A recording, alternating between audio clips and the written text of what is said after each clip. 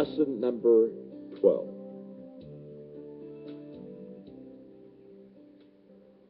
Your biggest mistake is not asking what mistake you're making. This is another lesson I learned the wrong way. I already told you one of my weaknesses is what? I assume too much. Okay, boy, I had to build this into my life because of my weaknesses. As I examined myself, here's what I learned. I gave little thought to what might go wrong. I assumed that the right way would be mistake-free. I did not acknowledge mistakes I made to myself or others. I was not learning from my mistakes, and I was not helping others by teaching lessons learned from my mistakes. I love this. To get maximum attention, make a big mistake. To cause maximum damage, fail to admit it. Wow. When it comes to success, it's not the number of mistakes you make, it's the number of times you make the same mistake. If you want to learn to fail successfully and handle the following mistake and handle the mistakes you do make with maximum profit, then follow these 5 things.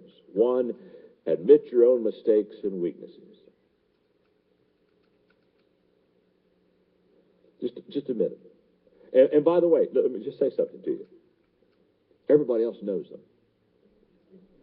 So when you admit your weakness, you're not taking them by surprise. They're not saying, oh, dear God, I didn't know that about them. They're saying, thank you, God. I've been wondering when they'd figure it out. So when you admit your failures and your humanity and your mistakes and the stupid things you've done, everybody else they already know them. Okay, so you're not like surprising them. Okay, you're just making them feel good that you know what they already know. 2, accept mistakes as the price of progress. Joyce Brothers said, the person interested in success has to learn to view failure as a healthy, inevitable part of the process of getting to the top. Number 3, ask yourself and others, what are we missing? By the way, that has become now the common question for the people that I have to deal with a lot of time. One of the things we'll do when we're done with the meeting, when we're done with any meeting anymore, I look at them and say, got a question. What are we missing? Because now I assume that we're missing something, and all I'm doing is making everybody do a quick evaluation, reflection check in their mind. What are we missing? What is there something we missed that we need to say, oops, let's get this taken care of before we're done. Number 4, give the people around you permission to push back. In other words, give them that freedom. And by the way, that has to be given by you. They won't take it, so you have to give it to them. Okay? I love this quickly, the paragraph. Recently, I saw a sign in a high-pressure sales office that said, do you like to travel? Do you want to meet new friends? Do you want to free up your future? All this can be yours if you make one more mistake.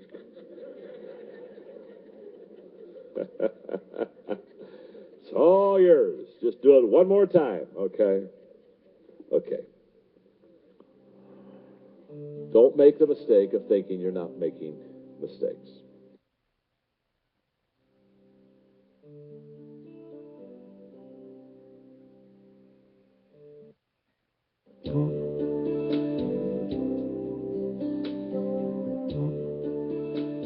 Lesson number 13.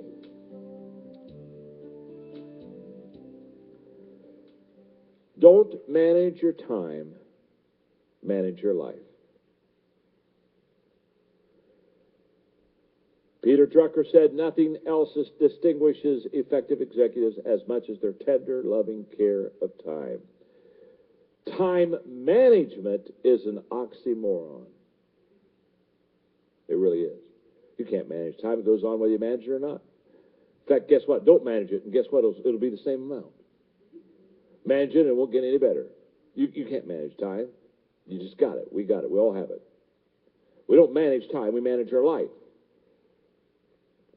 Now, I have in there something I want you to go on your own and go through. This is how I really began to learn how to get a hold of my time. And if you put this lesson on don't manage your time, manage your life, with the Pareto principle of make the main thing the main thing, you're going to very quickly begin to understand how I have within my life systems that have allowed me to make sure that I get the maximum out of myself. But I don't want to go into that because there is a marble parable by Jeffrey Davis I do want you to read to you. It's not in your notes, and you've been taking great notes. You're just terrific to teach.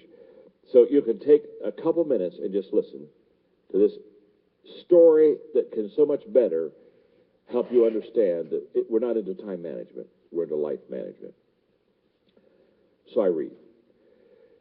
The older I get, the more I enjoy Saturday mornings. Perhaps it's the quiet solitude that comes with being the first to rise, or maybe it's the unbounded joy of not having to be at work. Either way, the first few hours of a Saturday morning are my most enjoyable. A few weeks ago, I was shuffling toward the basement with a steaming cup of coffee in my hand, morning newspaper also, and what began as a typical Saturday morning turned out to be one of those lessons of life that seems to hand you from time to time, so let me pass it on to you.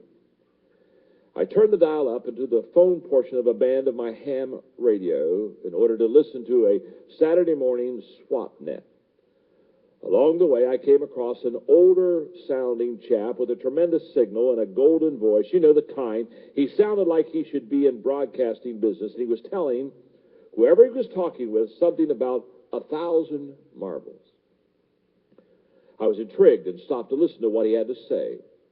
Well, Tom, it sure sounds like you're busy with your job. I'm sure they pay you well, but it's a shame you have to be away from your home and your family so much. Hard to believe a young fella should have to work 60 or 70 hours a week to make ends meet. Too bad you missed your daughter's dance and recital.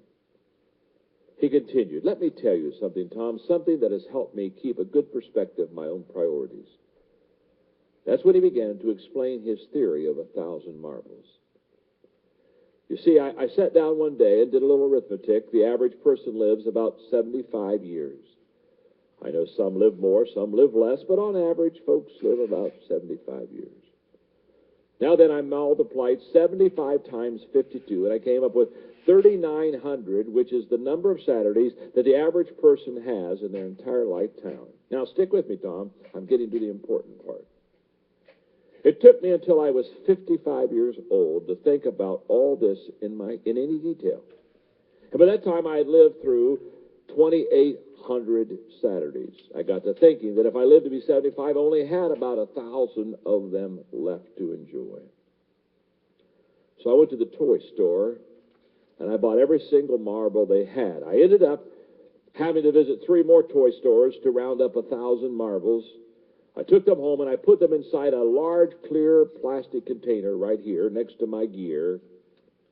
Every Saturday since then, I have taken 1 marble out and thrown it away.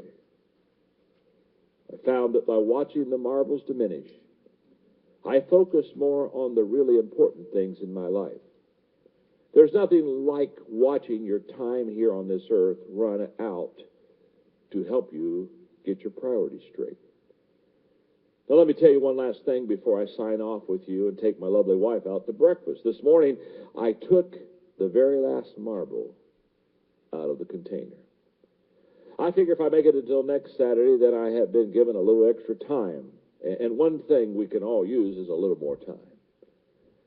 It's been nice to meet you, Tom. I hope you spend more time with your family, and I hope to meet you again sometime on the band. You could have heard a pin drop on the band when this fella signed off. Guess he gave us all a lot to think about. I had planned to work on the antenna that morning, and then I was going to meet up with a few hams and work on the next club newsletter. Instead, I went upstairs, woke up my wife with a kiss. Come on, honey. I'm taking you and the kids to breakfast. What brought this on? She asked with a smile. Oh, nothing special. It's just been a long time since we spent a Saturday together with the kids. Hey, can we stop by at the toy store while we're out? I need to buy some marbles.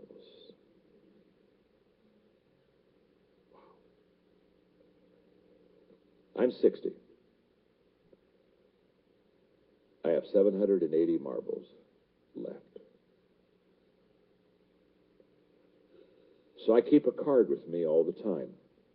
It's in my little, what I call my thinking companion. It's a little notebook that I carry things in that they're very special to me.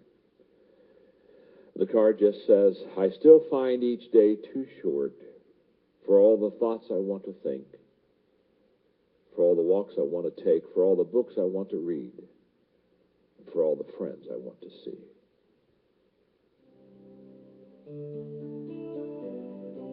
Enough said.